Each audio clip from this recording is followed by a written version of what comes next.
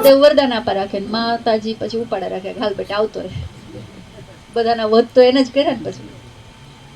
તો શક્તિની ઉપાસક કરતા હોય ને ત્યારે આપણે હંમેશા એ ધ્યાન રાખવું, ભગવતીના ચરણોમાં માથું મૂકી દેવું, પછી જાજુ વિચારવું નહીં. હવે તને જેમ ઠીક લાગે આટલું સમર્પણ ભાવ આવે ને તો જ આપણે શક્તિની સાધનામાં આગળ વધી શકીએ. સમર્પણ માટે કોઈ ત્યાગ નથી. મારી પાસે છે એ મારે છોડવાનું નથી, ક્યાંય મૂકવા નથી જવાનું. આ જે કાંઈ છે ને, મતલબ મારું જે કાંઈ છે, અને હું પોતે પણ તારો છું. આમાં છોડવું ક્યાં છે? ઉલટાનું એનું છે એ તમારું થઈ ગયું. સમર્પણનો મતલબ મારી પાસે છે એ કોકના પગમાં જઈને મૂકી આવવું, અને હવે ઈ અલગ અને હું અલગ, મારી પાસે આ 10 રૂપિયા હતા મેં આપી દીધા, એમ વાત નથી. સમર્પણ મતલબ હું પોતે અને મારું જેટલું કહું છું ને એ બધું હું તમારા ચરણોમાં રાખું છું. તો હવે તમે અને ઈ નોખા ક્યાંથી? સુદામા અને કૃષ્ણ ભગવાનની વાત ખબર છે ને? કૃષ્ણ પ્રત્યે સુદામાનું સમર્પણ હતું. ઈ સમર્પણમાં મુઠ્ઠી ચોખા દઈ અને આખું બ્રહ્માંડ લઈ જાત જો એના ઘરવાળા વચમાં ન પડાવત ને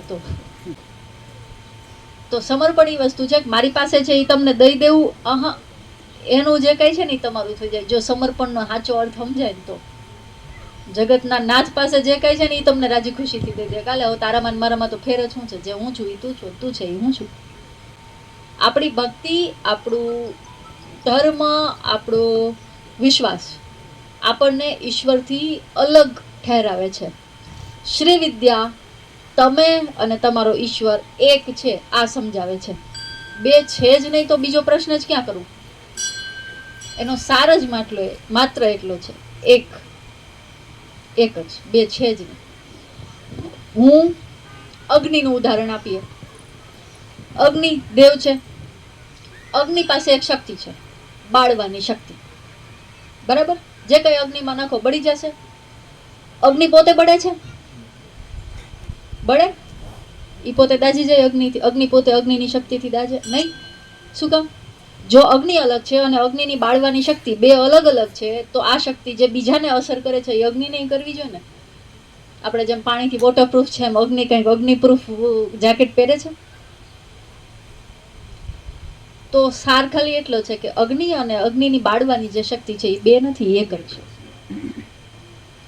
એમ વાયુની પોતાની કાંઈક શક્તિ છે. હવે આપણે વાયુના ભગવાનને અલગ કરી નાખી, પછી વાયુ ભગવાનની શક્તિને અલગ કરી નાખી. આપણે અર્ધનારેશ્વરનો જે કન્સેપ્ટ આપ્યો છે ને આપણા સનાતન ધર્મ એ એટલે આપ્યો છે કે તમે અને તમારો ઈષ્ટ અલગ નથી. શક્તિ અને જેની પણ તમે આરાધના કરો છો, અત્યારે આપણે લલિતા દેવીની વાત કરીએ છીએ, તો બે નથી. બે જ્યાં સુધી છે ત્યાં સુધી પ્રેમ ગલી હતી સાકરી તામે દોના સમાહી.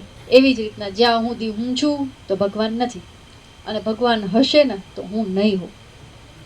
બે એક સાથે ન હોઈ શકે, એ શક્ય જ નથી. રામકૃષ્ણ પરમહંસને હાથે મહાકાલી જમતા, હા જમતા જ, પણ રામકૃષ્ણનું અસ્તિત્વ ખતમ થઈ ગયું હતું. એના માટે હું કાંઈ અલગ છું એ હતું જ નહીં. એટલે એ પોતે ખાઈને ખવડાવતા ભગવાનને, એઠું કરી. કેમ? પોતાના હોવાનો અહેસાસ ખતમ થઈ ગયો હતો. મારું અસ્તિત્વ જ નથી તો. અને એટલે એ સમર્પણ, મારું જે બધું છે ને એ તને સોંપી દીધું. તો હવે તમે તો એમાં ભળી ગયા ને, એનો જ એક અંગ થઈ ગયા. તો હવે તમારે તમારું જે કંઈ છોડવાનું નથી, તમે તો એમાં ભળી ગયા. બે મીઠાના પોટલા નાખો દરિયાની અંદર, તો હવે એ ખારાશમાં વધારો કરશે, ઘટાડો કરશે, અથવા તો એ મીઠાની ગુણી નોખી કંઈક તરશે કે આ દરિયાવાળી ખારાશ અને આ બે હમણાં આવ્યા હતા એની ખારાશ. આપણી પ્રોબ્લેમ શું છે ખબર? હું એવું માનું કે હું છે ને દરિયો એટલે વિશાળ આ બ્રહ્માંડ, આ જગત, એની અંદર મોજા ઉછળે છે ને એ હું છું. એટલે આપણે જીવાત્માઓ અનેક જાતના મોજાઓ દરિયામાંથી ઉડે રાખે છે, એટલે એ આપણે જીવાત્માઓ છીએ. દરિયાની લહેરની વચ્ચે કઈ ફરક છે ખરો? પણ એ લહેર કરશે, લહેર પોતાને અલગ કરી લેશે અને દરિયાને અલગ કરી લેશે. તો એ લહેરની પ્રોબ્લેમ છે. દરિયાને કોઈ એવું લાગતું હશે કે નહીં હું દરિયો અને મારી આ બધા મોજા નોખા નીકળે છે એ હું નથી, એવું લાગતું હશે? મોજા તો એનો જ એક ભાગ છે ને, દરિયાના મોજા એ દરિયો જ છે. પણ એ લહેર પોતે એ મોજું છે ને એ પોતે પોતાને દરિયાથી અલગ તારવે. એ અલગ તારવે એટલે બહારની બાજુ ભાગે. પછી હાલો માની લીધું કોઈ આધ્યાત્મ જગતમાં હાયલું, થોડીક શ્રદ્ધા આસ્થા, થોડુંક ક્યાંક મારી જેવા પાસેથી સાંભળ્યું. હવે એને એ ખબર પડી ગઈ કે દરિયો અને દરિયાની લહેર બે અલગ નથી, એક જ કહેવાય, પણ બુદ્ધિથી. આટલું એને સમજી લીધું. પછી હવે એ નોખો એક વાળ, જેમ આબાએ કીધું એક નવો વાળો બનાવશે. પાણી, દરિયાનું પાણી, નદીનું પાણી, નહેરનું પાણી, તમારા ગોરાનું પાણી, એ નોખું હોય. પણ આધ્યાત્મ શું કહે છે? પાણી મૂળ માત્ર પાણી જ છે. એ તમારા ગોરામાં હોય તો પાણી જ કહેવાય, દરિયાની અંદર હોય તો પાણી જ કહેવાય. પણ દરિયો પોતાને નોખો તારી લે છે. આ જગતમાં બીજા બધા પાણીથી દરિયો પોતાને એકને નોખો તારવશે, મારું અલગ અસ્તિત્વ છે અને બાકી આ બધું બીજું છે. તો ભક્ત અને ભગવાનનું જ્યાં સુધી આવી રમત હાલે રાખે ને ત્યાં સુધી કોઈ દી ભેગું ન થાય. જે દિવસે એને ખબર પડે કે હું પાણી છું, આ દુનિયામાં જ્યાં જ્યાં પાણી છે ને એ બધું પાણી જ છે, જેને આપણે ભજનોમાં કહીએ તું હી તું, તું હી તું, તું હી તું, યહાં મેરે સિવા કहीं કુછ નહીં. તો બધામાં કાં તો હું દેખાવા માંડું ને કાં તો બધામાં મને ઈશ્વર દેખાવા માંડે. આનાથી ત્રીજી કોઈ વાત ક્યારેય આવી જ શકે નહીં, શક્ય નથી.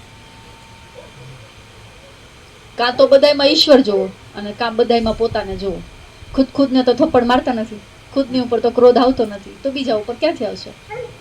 સમર્પણનો સાર ખાલી આટલો છે, મારું અસ્તિત્વ ખતમ કરી દેવું, છોડી દેવું નહીં, બીજાનામાં વિલય થઈ જાવું, ભળી જાવું. ત્યાગવું નહીં, સમર્પિત થઈ જવું મતલબ એમાં ભળી જાવું.